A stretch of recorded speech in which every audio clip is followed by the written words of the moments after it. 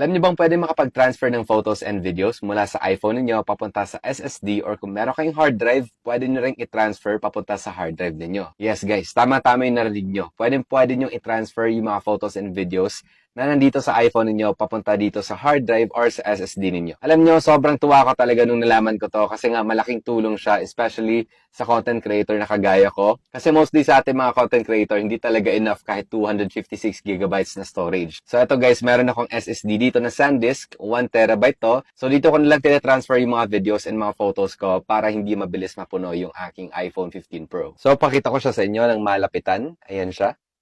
Ganyan ang itsura niya guys, and ganito siya kanipis. Super nice na ito guys, especially on the go na person ka or mahilig ka mag-travel. Ayan, pwede mo siyang ilagay sa pocket mo. And actually guys, nagplan ako na maglalagay ako ng something na adhesive dito or yung mga mount na pwedeng malagay itong aking SSD. Kasi nga guys, pwede siyang gamitin while nag-shoot ka ng video. Pwede mong gamitin itong SSD na to pang record ng video, especially kapag nag-shoot ka gamit yung format ng Pro Resolution or yung ProRes ng Apple. So dito sa camera settings ng iPhone 15 Pro, meron siyang tatlong ProRes encoding. Ito yung HDR, SDR, tsaka yung log. Saka ko na sasabihin sa inyo yung differences itong tatlong ProRes encoding ng ating iPhone. And ngayon guys is mag-focus muna tayo dito sa SSD na to. So guys, ang link pala na to guys is makikita niyo sa profile ko. Punta lang sa profile ko tapos i-click nyo lang yan. Ayan, yung link na yan. Makikita nyo dyan guys yung link na ito and baka bili kayo na ito. Just in case gusto nyo bumili ng additional storage para sa mga iPhones ninyo, sobrang laking tulong talaga na itong SanDisk SSD sa akin. And ayan nga, especially kung content creator ka, kung madalas kang nag-shoot gamit yung iPhone mo, sobrang laking help talaga na itong SSD na to. Pwede rin hard driving bilhin nyo guys, pero mas prefer ko to kasi manipis lang siya. And ayan.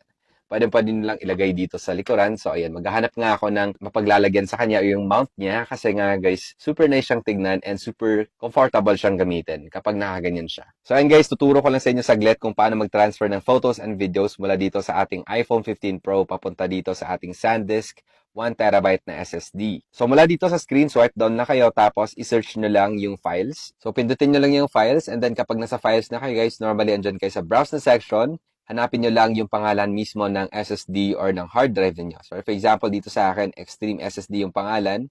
Pindutin lang natin yan. And then, kapag maglalagay kayo ng folder, kunwari, ayan, maglalagay kayo ng bagong folder, pwede rin guys. So, like for example, wedding, no? Ayan, like for example, wedding photos or wedding videos nyo na gusto mo ilagay dyan.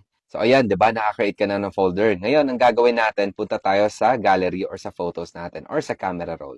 So, like for example, ito yung mga photos or yung mga videos na gusto mong i-add doon sa ginawa mong folder. So, ayan, pagpalagay natin na select mo na lahat ng mga photos and videos na gusto mong i-transfer doon mismo sa SSD, pindutin mo lang itong nasa lower left corner dito, itong share. So, lalabasin guys, and then pindutin mo lang yung save to files. So, yung lalabas dyan sa save to files, pindutin mo ulit itong browse. So, of course, dito mo siya isa-save sa Extreme SSD. And then, piliin mo yung folder na ginawa mo kanina. And then, click save lang. O, diba? Voila. Ayan, guys. Masasave na yan siya. Ayun, tapos na. So, puntahan natin ulit yung files. And then, itong wedding na folder, which is empty kanina. O, ayan na siya, guys. Ayan na lahat ng mga, videos na na-transfer mo and yung mga photos. O, diba? Ganun lang kasimple, guys. And, in this way nga, mas matitipid mo yung, storage ng iPhone mo. So, ayan, pwede mo nang i-delete yun, yung mga naselect mo kanina, na na-transfer mo na sa SSD mo na 1 terabyte. So, ganun lang kasimple guys, and ayan. So, again, para sa mga content creators dyan or sa mga young creatives like me na naghahanap ng additional storage para sa mga iPhones nila kasi mabilis mapuno. Ito guys, for me, sobrang laki ng tulong niya sa akin. And guys, kung gusto nyo bilhin na to, kung gusto nyo malaman kung saan yung link nito, again guys, andyan lang yan sa profile ko. I-click nyo lang yung link dyan para mabili nyo to and 101% safe yung pag-order nyo ng inyong SSD kasi guys, nanggaling talaga yung link na yan sa SanDisk Official. Pero guys, hindi ito tig 500 pesos or 1,000 pesos ha. Medyo pricey talaga to kasi nga guys 1 terabyte na siya. And again guys, para lang to sa mga desidido talagang mag-invest para sa additional storage ng kanilang mga photos and videos kasi sobrang dami na. Ito guys yung kailangan ninyo. So anyway guys, thank you so much for watching. I hope na may natutunan kayo sa video natin today. And also guys, don't forget to follow me. Pasensya na sobrang tagal ko hindi nakapag-upload kasi guys, sobrang busy ko talaga sa buhay ngayon. Sobrang dami kong in-edit ng mga videos and ginagawang mga script.